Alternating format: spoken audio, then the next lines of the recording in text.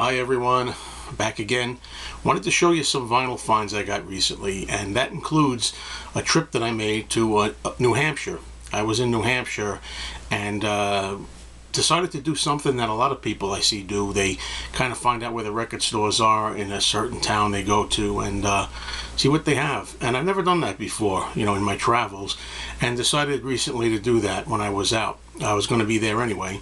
I found a list of several record stores, and I can only really get to one, and it came down to a place called, if you'll give me a second here, the Music Connection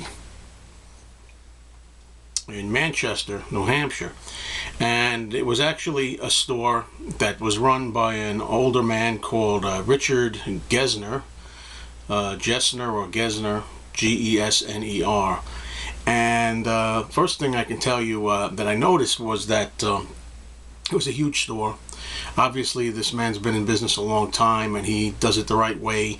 I picked the right store. I did a little research first, and a lot of different genres and artists. And in fact, you're in a good old record store when every artist has its own individual divider card in there. It wasn't just a matter of rock is here, 50's there, new wave, whatever.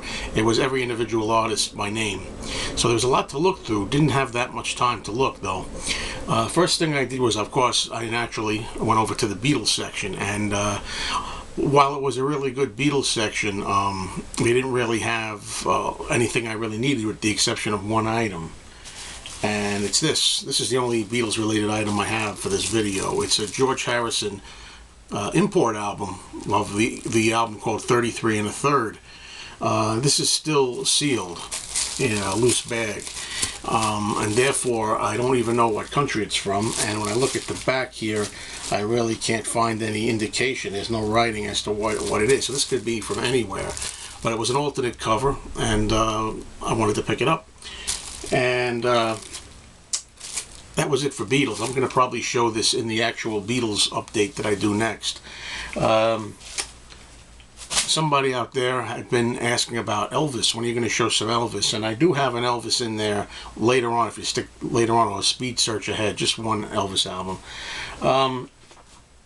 But I wanted to mention that the old man that was in the store, I felt a little sorry for him, because some of you out there watching may already know and know this man and go to the store, but he seemed very sick, and I heard him talking to other customers. He was very frail, and he was coughing a lot. He was coughing continuously. I was really worried about him, actually, and I overheard him saying that to one of the customers, or a couple that were in there, he was saying that he had his tongue removed recently. So I didn't know what was wrong with him, what his story was, but I hope that everything's okay. I was uncomfortable, really, to have to see him coughing and hacking away like that. And there was a sign I should have mentioned from the beginning when I went to the store that said something about store for sale. So he's looking to sell the business, and that's sad. I don't know if it's because he's older, he's done, he figures what's the point anymore, or whether it's just not making money. I don't know what it is, but now to get back to the video, I'm going to joke here and say that some of you may want to watch ahead to another part of the video, because the next, I think it's 9 albums that I'm going to show are all by Connie Francis, and I got them from the New Hampshire store. And I looked at all the sections of people I was interested in, Elvis, Bob Dylan, and others, and no matter what I looked at, it was all pretty much stuff I already had. And I was surprised to see that the extent of this also had this store had a Connie Francis section, which is pretty amazing. I never saw a Connie Francis section that much on its own. I mean, maybe a couple of times, but there's usually a couple of records in there. Anyway, there were tons of records I didn't have there, so I bought 9 of them. And it starts with Who's Sorry Now, with an alternate cover.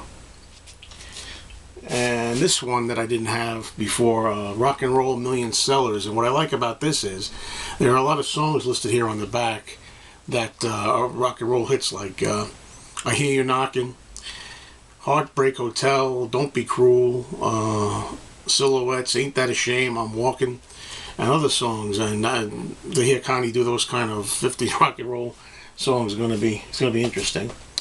I say, you know, I wish that's the only downside to this for people who are not interested in Connie Francis, of which there are many. It would be a lot interesting to you if there were other albums, but this is all I could find at this particular store. I'm happy about it, though. Here's an upgrade. I had this album, Second Connie Francis Sings, and then Secondhand Love is the first song listed. But this also has an interesting hi-fi baggie that's on here, you know, price bag. Didn't really want to take this off. This was a reissue, I believe. I like the cover. Connie Francis, Connie's Greatest Jewish Hits. And as we know, some of you know by watching the videos anyway, Connie has a lot of different languages that she sings in. Here's Country and Western Golden Hits.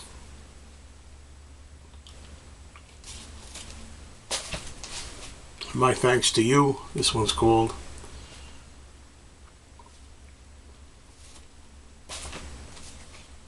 Here's one called Who's Happy Now, which is, I think, after she had her personal problems, got herself more together. This is a later album.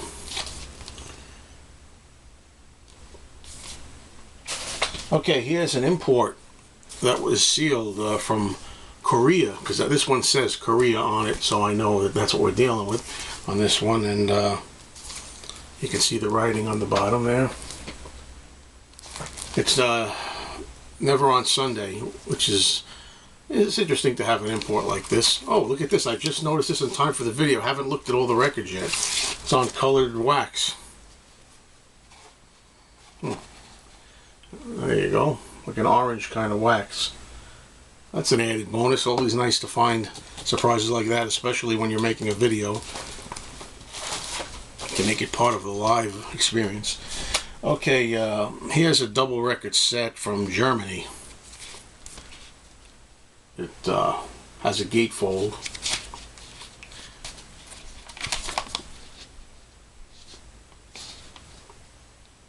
And all the titles are in German, so.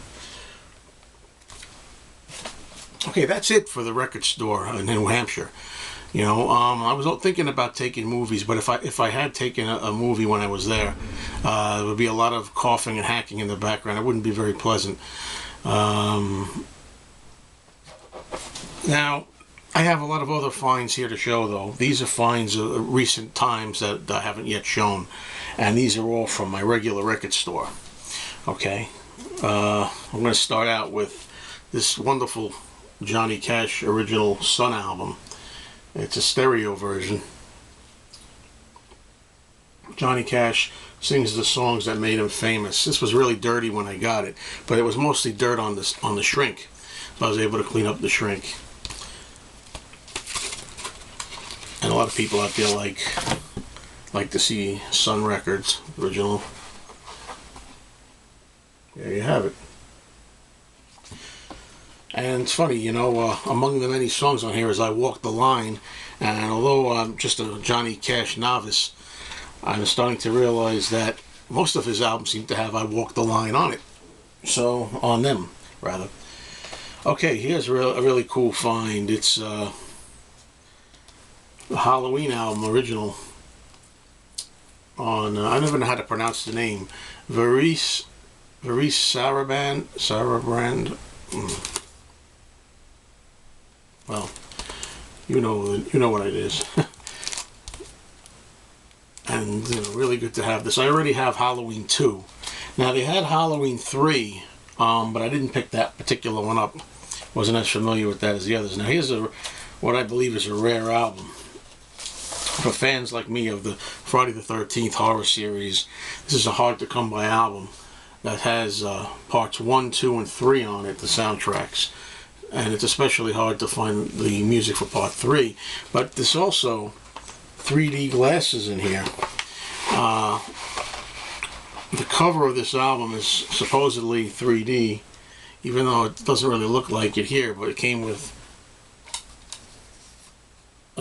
glasses. And it even has the logo on there. So, this was an interesting piece to find. This is all from the same guy's collection. these soundtrack albums. And here's another soundtrack album that I picked up in the same batch. For anybody out there that might be interested in Godzilla movies, here's Godzilla. And this is apparently the original Godzilla. This is an album made in Japan, fittingly enough, from the first original Godzilla movie. And it's got a nice gatefold.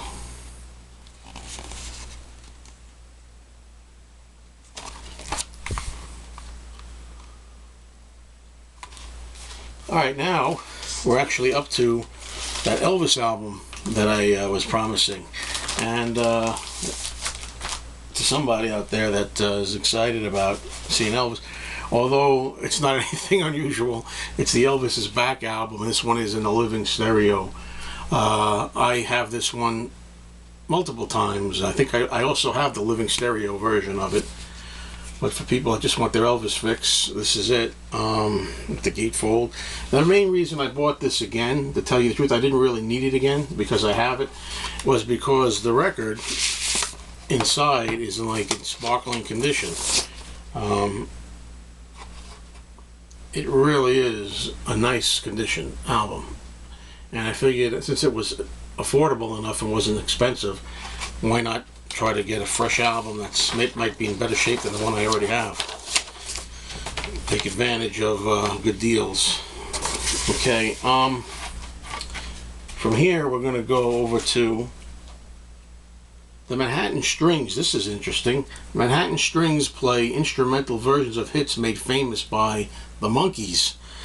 I've heard a lot of Beatles, Simon and Garfunkel, and other artists' songs given the instrumental treatment, but not really by the Monkees, which was interesting. And this is still sealed, never been opened. But I will open this one. It will be played. It's not one that I have an interest in keeping sealed. I passed on this album a few times. I'm a fan of the Three Stooges, and they have this one, the Nonsense Songbook.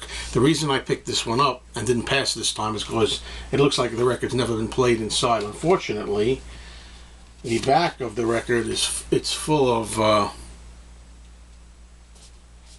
writing, scribblings, and also on the cover there's scribblings in pen. See blue pen over Mo's face. But the main reason I wanted it was for the record. It's on the Coral label, and by cracky if this thing doesn't look like it's never been played. I mean, it really looks like it's never been played, like it just came right out of the bag. The next batch of albums that I'm going to show you, by the way, have these inside. I think the collector that sold these records to the store like to keep his albums in these. Personally, while I think they protect the albums pretty good, as you can see, very difficult getting the damn record into them. I hate these. But you can see I'm not play acting here. It's hard to get these in. The best way to do it is like that, I guess, and then once that's how I do it anyway, then I'm going to try to get it in that way. I'm not going to... You people out there thought you were free of seeing Connie Francis. Well, no, the same collector had a couple of Connie Francis albums that I have, and this is in shrink, is why I bought it again. And one more. Well, I said one more, I lied. There's going to be two more in the shrink. Upgrades, and this one here is an interesting import. She's a lot older on this.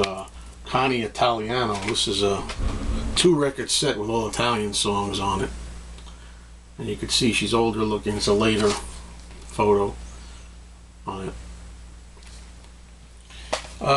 Okay, now what remains here is, don't know how interesting it's going to be to people, but we'll see. I got a couple of 7-inch records and a 10-inch record too to go through. I've said many times I like to hear a good old honky tonk piano album. This is Knuckles O'Toole. Sing along with Knuckles O'Toole and get that barroom piano sound in his gang. And here's another one. So I got 2 Knuckles O'Toole, Volume 2, this one, and his singing gang. Sort of along those lines, we're going to go to a couple of 7-inch records I have. Here's one called, Honky Tonk Piano.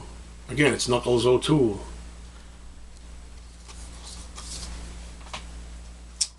And here's another one. Willie the Rock Knox plays ragtime piano. I like having that stuff on in the background. Here's a Marty Robbins picture sleeve for the song A White Sports Coat that I like, and the record on Columbia. I mean, this thing also looks like, when I got this out, it was like never played.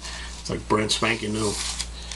Last item I'm going to show here. Anybody out there like the Roaring 20s? Well, this is a 10-inch record. Pretty damn good shape here. The Roaring 20s on 10-inch. Beautiful sparkling cover. It's a lot of fun, this record. I played it at the store on Waldorf Music Hall. Beautiful shape. And that's it. I had a lot of fun doing this video. I hope you enjoyed watching some of the records and seeing them. Thanks everybody for watching. Have a great week.